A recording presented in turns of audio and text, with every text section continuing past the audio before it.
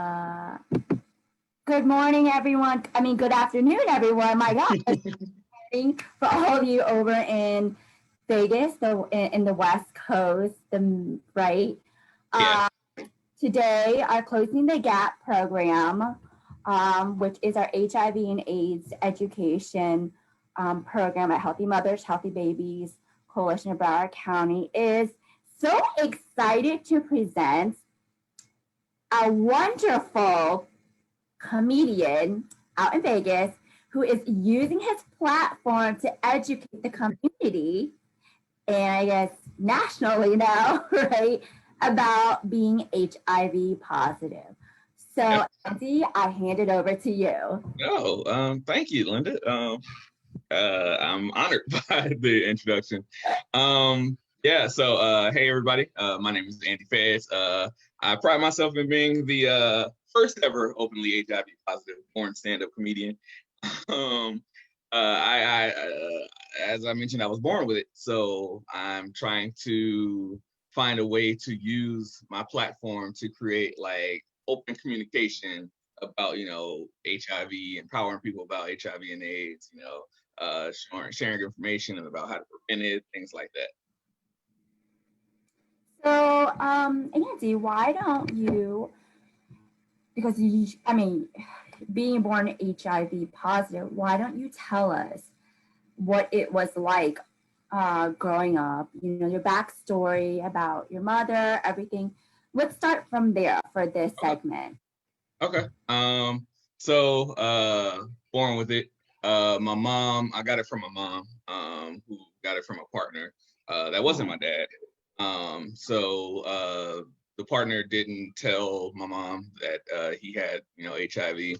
And so this was back in the 90s where, it wasn't no HIPAA law of, security information and things like that. So, public health officer came and knocked on her door and said, hey, so-and-so died, and he was listed as he listed you as the last person that, he was intimate with.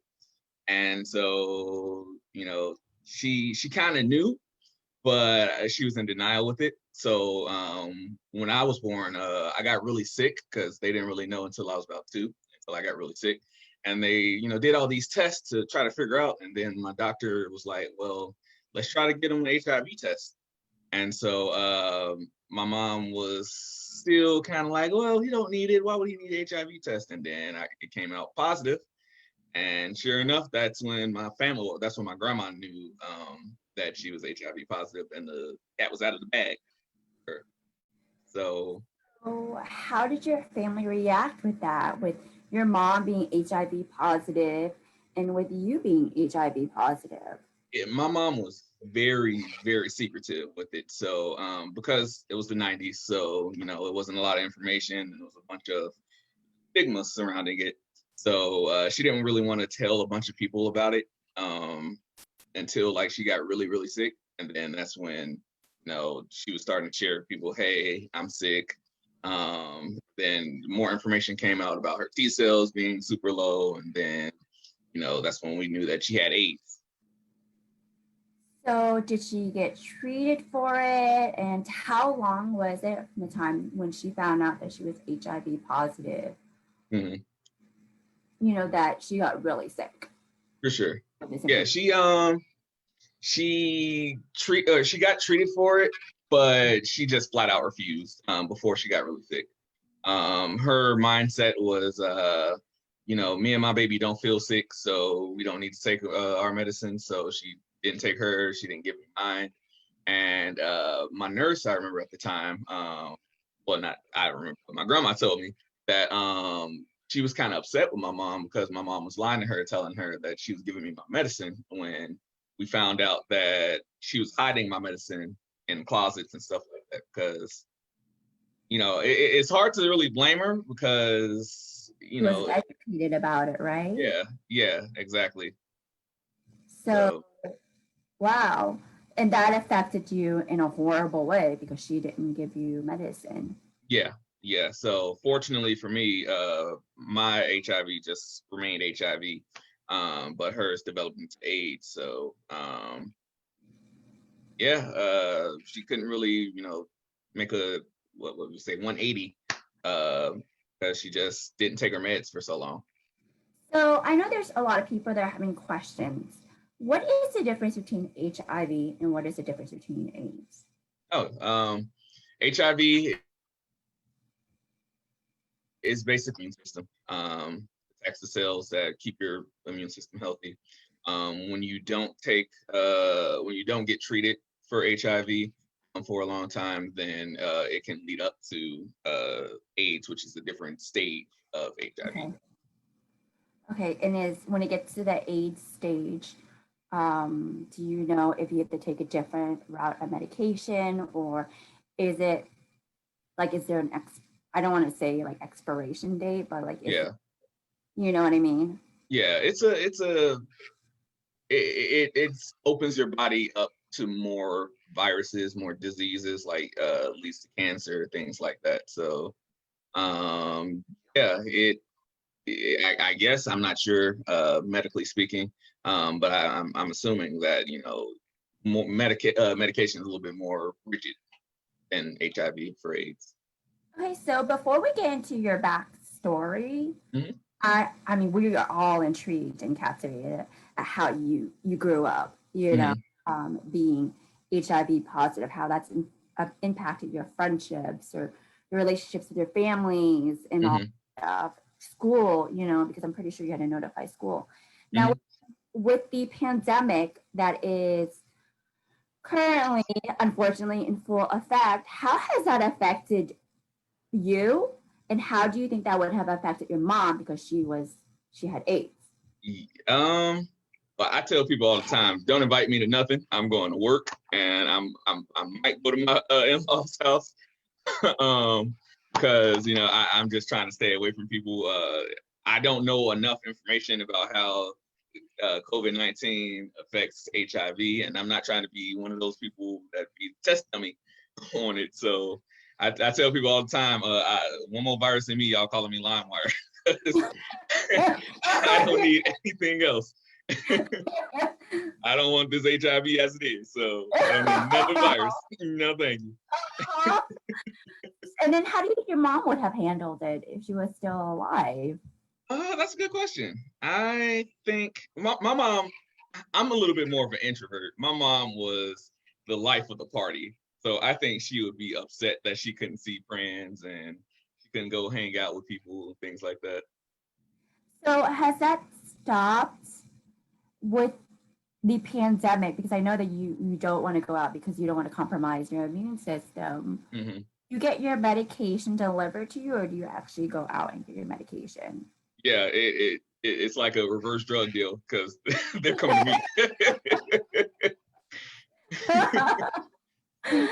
So wow, encouraging them. I'm going to write that one down. For your routine, right? Yeah. But yes, so now you have your medication delivered to you. Okay, which makes it probably more convenient. Okay. But does it make you think twice about, because your wife, you said, is a teacher, correct? Yeah. So, you know, there's like a huge controversy about teachers and school openings and everything. Like, does it make you and your wife think twice, you know, with your immune system being compromised, about going back to a mortar and brick school? Yeah, she's actually at school now. But we, for a long time, we was trying to compromise with, you know, the administration to see how much she can do online, because she told them, hey, my husband has an immune compromised illness and I want to protect him at all costs. So I tell her, before you get in the car, I need you to spray down, because it's like putting on off for, you know, mosquitoes. Because I'm like, we're not playing with this thing. So you were one of those people that like went out and just like bought all the Lysol and. No, I couldn't find any. That's what really made me mad. I'm like, you people don't need this. You healthy people, what you need Lysol for? That's a lot easier to find out. Yeah. Yeah. So let's go. Let's start with this segment on your childhood. Now we know that that you were very sick until you were 2 years old. I mean, at that age, you obviously don't know that you had HIV or what HIV was. Right. Okay, so from your memory of growing up, how did people, your family and your school friends interact with you when they found out that you are HIV positive? For a long time, my grandma raised me after my mom passed away. So for a long time, my grandma and my mom, they kind of taught me to, I guess, kind of maneuver of how to tell my friends that I'm born HIV positive, which I never really said. Like I would just say, oh, there's a problem with my blood or something like that. Just because, as elementary school kids, they don't know what HIV is and they won't care, So like, I used to have slumber parties, or my friends used to have it, and I used to always go over there. And, all the friends would be playing video games, and here I am popping pills in the corner. So, of course, they would have questions, but they would, ask me, well, why do you take it? Well, because, something's wrong with my blood. So I told, like, close friends. And it wasn't until, like, maybe when I started keeping it positive in 2018, that friends that I was really close with, it was like, I had no idea. And that's the thing I'm trying to teach is that, people with HIV aren't always sick. I was only sick, when I was 2. So I didn't really show. Very healthy. Yeah, you just look like anyone, any normal, because I think, so when you tell your friends that you are HIV positive, what do they say to you? Like, what do they imagine being HIV positive looks like? Or are they more cautious around you? Because people have stigmas about certain types. I was very fortunate when I, created Keeping Positive, because I'm going to kind of segue a little bit to that with Keeping It Positive. I'm using my platform to teach about HIV and AIDS. And so I started by, openly talking about being born HIV positive. And I did that on Facebook, and I made a status. And when I tell you I was sweating like R. Kelly at the Teen Choice Awards, I didn't know if I was ready to press send, because I was like, I was asking my wife, I'm like, is the world ready for this, or am I ready for this? Are people going to treat me differently? And so I pressed it, and sure enough, I had a lot of support. Okay. Yes, I would imagine so. So, like I said, do you feel like your physical interactions are different, amongst your family, friends? Not necessarily. If anything, I'm seeing a lot more support. Friends knew I was a comedian before, because I've been doing comedy for 9 years. And they knew I was a comedian, but once Keeping It Positive came out, it was like, oh, okay, now we really can get behind this. Exactly. It's a little bit more of a reason to get behind it, I guess you could say. Okay. So do you think that this gives you something more, a unique routine because you are keeping it positive?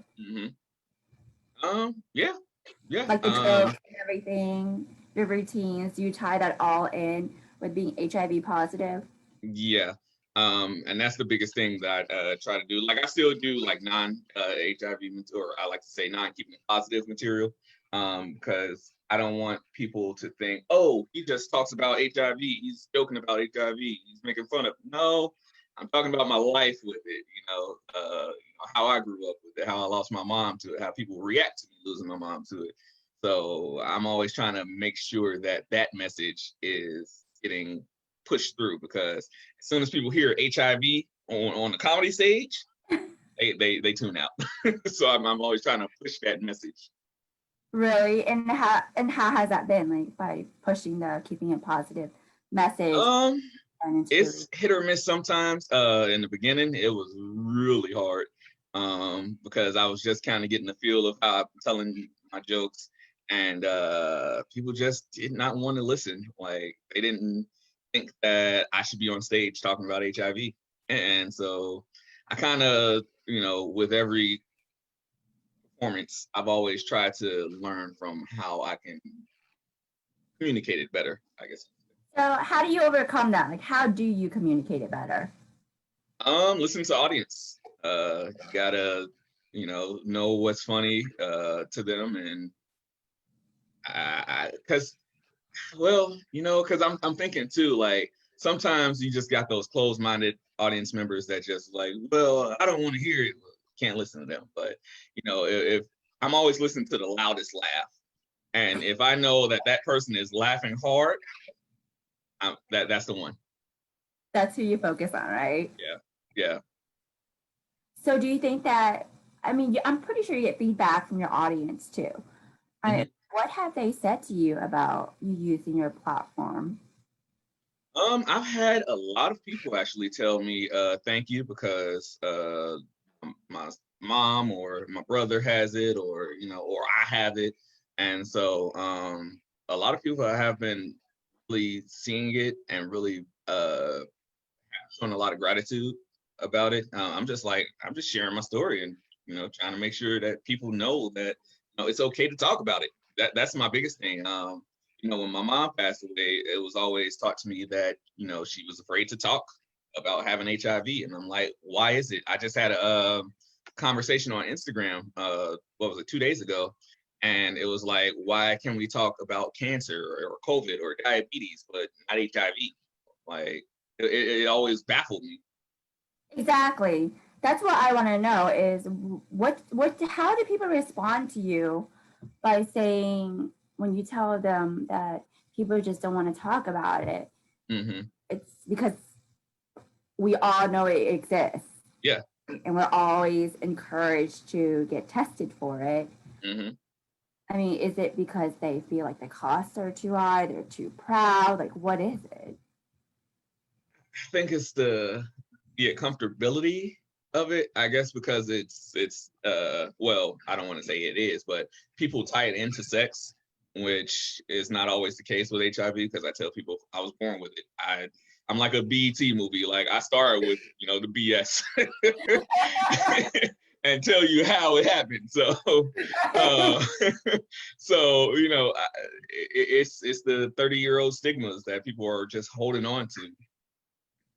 Wow. And so do you think that because, we have a lot of millennials and a lot of things that are changing, like everything is going virtual now, and I know you use your platform virtually, do you feel that you can saturate the market more using this virtual platform to educate people on a more, less serious note, I guess, for a very serious conversation?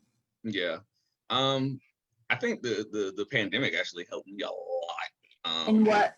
So yes. So go into that. Yeah. So before the pandemic came, I was just kind of focusing on virtual things. Oh, what's the next spot I can hit up? Oh, who's coming to Vegas that I can perform in front of? But like since everything shut down, I focused more on like promoting on social media. So that's how I found you guys. That's how I found Alicia Keys' organization, Keep a Child Alive, and I just been really pushing it to where we've been. My manager can vouch for me. We've been going global. Like we've talked to people in Uganda. A couple of months ago, it was Ghana. Things like that. Singapore, all over the place. So we I'm losing my train of thought. I'm talking too much. Pandemic. So I've just been really pushing the brand a little bit more, and with the celebrities have nothing to do.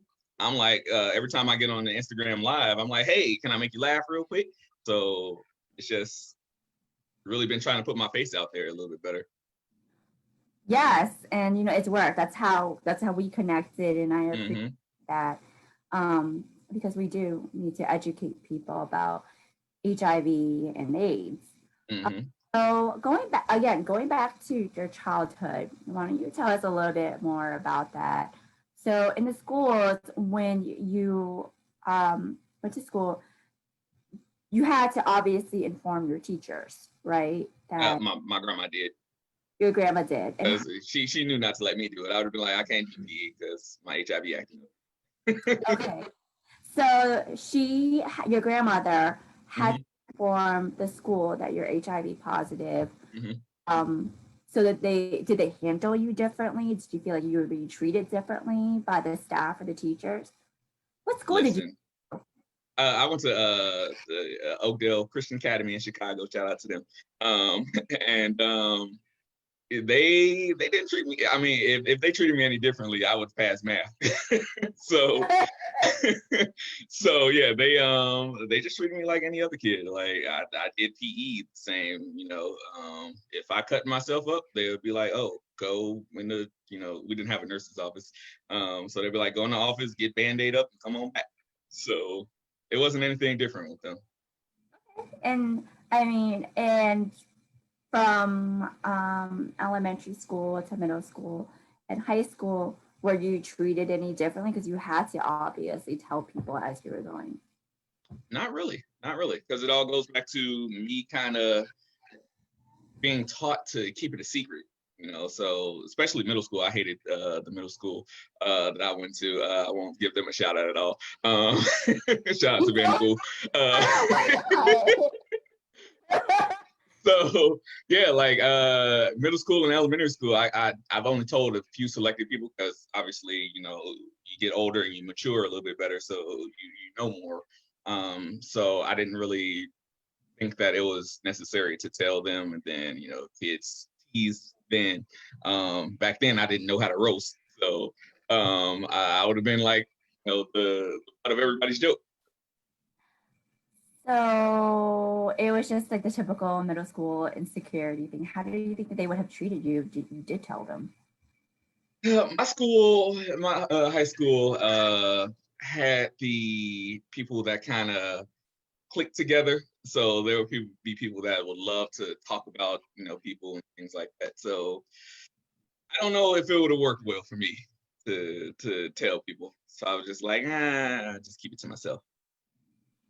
So it was that you felt like you would be excluded from things, treated differently if you told Yeah. like middle school to high school, because kids can be mean during that. So what high school do you want to tell us? Oh yeah, Hubbard High School. Big shout out to them. Where was this high school? Chicago, born and raised. Okay, wow. Mm-hmm. So and then now, obviously, with your relationship, how was that, like dating wise? Like, when did you start dating? My first girlfriend was 7 years old. Shout out to Melissa. She might be watching. Yeah, I was kind of a player back then, not really. Yeah, and obviously I didn't tell her much about it growing up, maybe until we became like maybe 13 years old. We broke up at 14. Shout out to Melissa. Very long relationship from 7 years old to 14. No, I had the best crayon box, So how did you approach that conversation with her that, knowing her for so long, that you have to tell her something? I'm trying to remember how, because I know she was one of the first friends to know. It was so long ago. I don't know, to be honest with you. So how do you approach that conversation with your friends and your new friends, and who doesn't know you through your platform, and a new relationship? Yeah, well, when me and my wife were dating, we were getting a little petty, I'll say. And I was like, let's slow down and talk real bit. So I was like, I want you to tell me your story, and then I'll tell you mine. And so she started off, and then I told her, how I was born HIV positive, lost my mom, yada yada yada. And her mouth just dropped, and she couldn't believe it. And she was like, hey, I just want you to know that I'm going to stick with you 100%. I don't want you to think that, I'm going to leave you for this. And that's when I knew she was the keeper. So, obviously, because you're married to her. Now, how long have you guys been married? 3 years last week.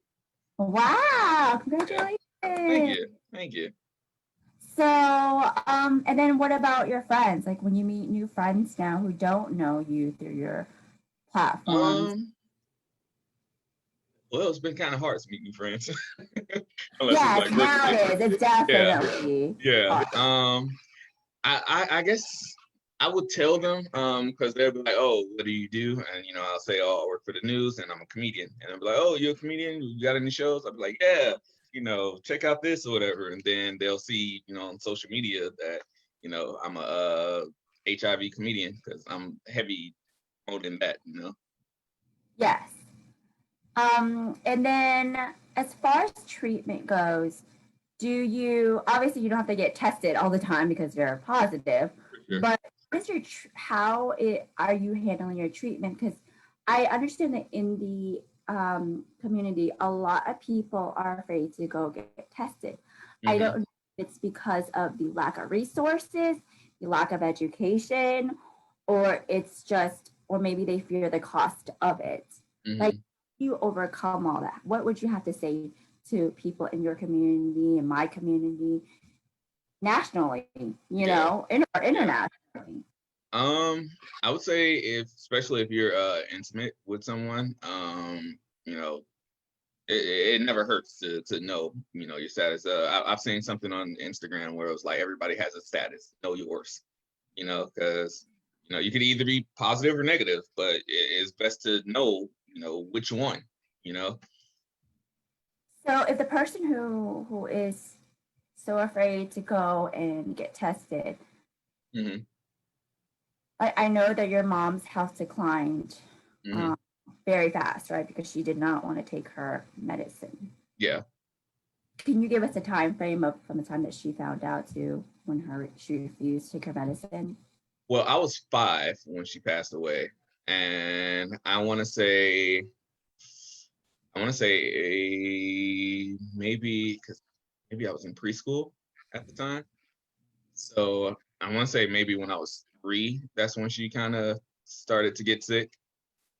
So maybe within a 2-year time span, because I do remember going to the hospital like every day after school, seeing, the same receptionist and seeing the tubes in my mom's nose and stuff like that. So Oh my God. So yeah, how has that affected you? Like, did that make you encourage you to just take your medicine and just, stay healthy? yeah. Well, I want to say maybe I developed a little PTSD when it comes to that because, well, uh, as a teenager, I was real depressed, especially like January 7th. That was, the day she passed away. My mom's birthday, Mother's Day, things like that. I just could not handle those days. So, and I would always like flash back to those images, and it just bothered me so much. So, it affected me. And then when I got with my wife Lauren, she was like, I want you to make sure you take your medicine every day, because at the time I was kind of, oh, it's okay if I miss a day or two or whatever. I only missed since, I haven't missed since last month. It's fine. And ever since we got together, I've been taking it every day. Like, I don't think I missed a day unless I just couldn't get it in time or something. So what does that medicine do for you? It just assures me that, I'm going to stay healthy. Okay. I'm always keeping in contact with my doctor, and she's always telling me that, I'm still undetectable. Okay. So, I mean, it doesn't affect you. Like, there's no, like, you don't feel any different taking the medicine because I'm pretty sure a lot of people who are afraid to get tested or just don't want to take their medicine, they're probably afraid of how it's going to affect them. Obviously, all the side effects are very different, but from your experience, Hmm. it's just normal for you. Hmm. It's like Yeah, taking your vitamins every day, basically. exactly. Yeah, I'll almost feel weird when I don't take my medicine because I always take it right before bed. So it's just a regular routine. See, okay, so now the resources that are out there for someone who is HIV and AIDS positive, Hmm. you are you kept in contact with them? And as far as the cost for the medicine, have you do they have anything available for people who feel like they can't afford the medicine? Yeah, I'm with Access to Healthcare of Nevada, and it's like a medicine or medication assistance program. I think like through the Ryan White program. So they just make sure I don't have the income to, you know, afford medicine myself or have the insurance, and they'll cover the costs. So I don't pay anything every month because my pills are $50 a pill. Oh my gosh, $58? And No. 30 of them in a bottle, and I take 2 pills a day. So Oh my that's an goodness. art school, so somebody got to do that math. I told you I failed math. They didn't give me that. Because, you know, I am Asian and I'm terrible with math. See, I didn't look at you, but I see more people in the comment section now. I didn't want to stereotype, even though I'm Black and I can't swim. So,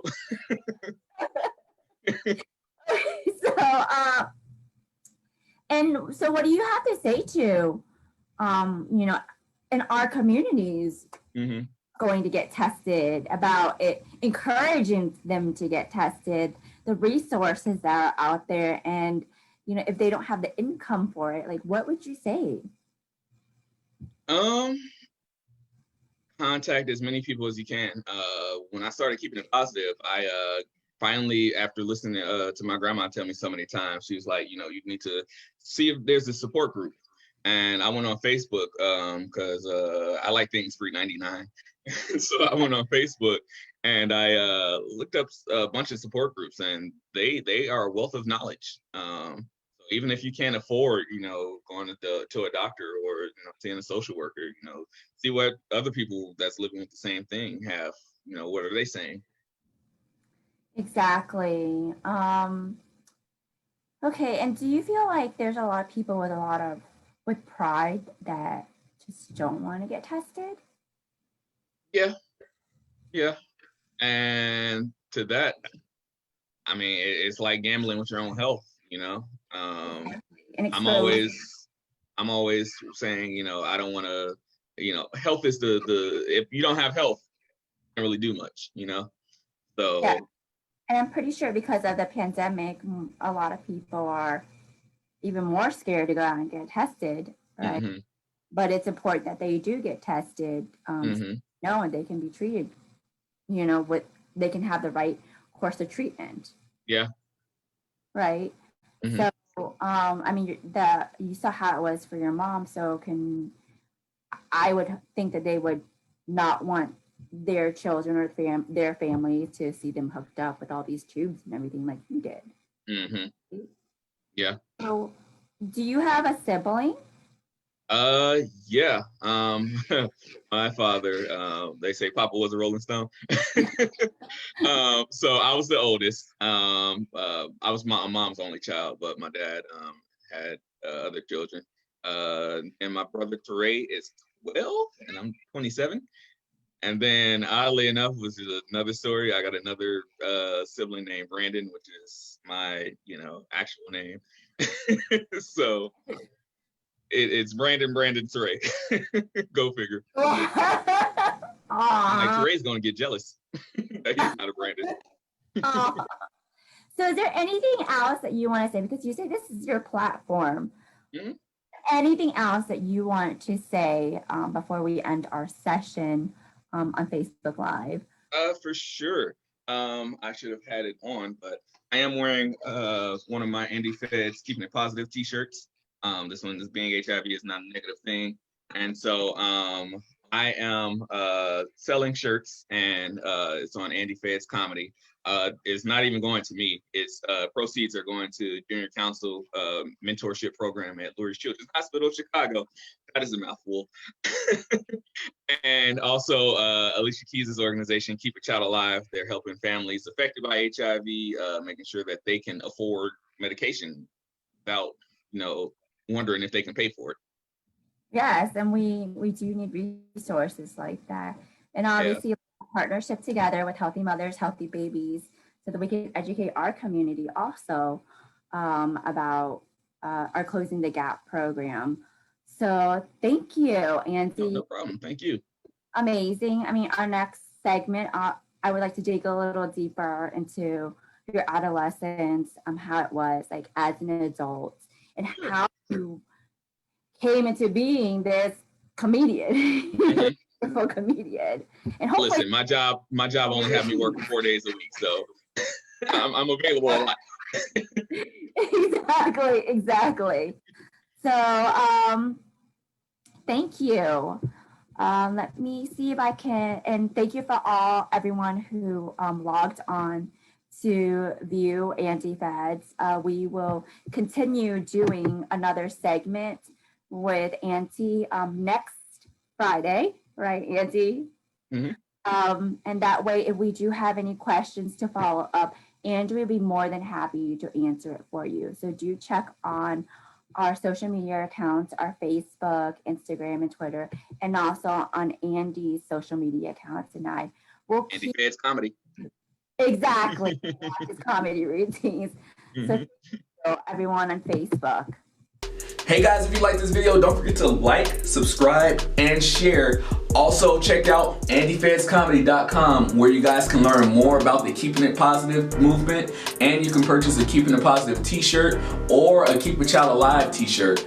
These shirts also represents the Junior Council Program and the Keep a Child Alive Foundation, where both organizations help provide fundings for treatments for people suffering from HIV and AIDS. Hey guys, thank you for checking out another video. This is your boy Andy Feds. Peace.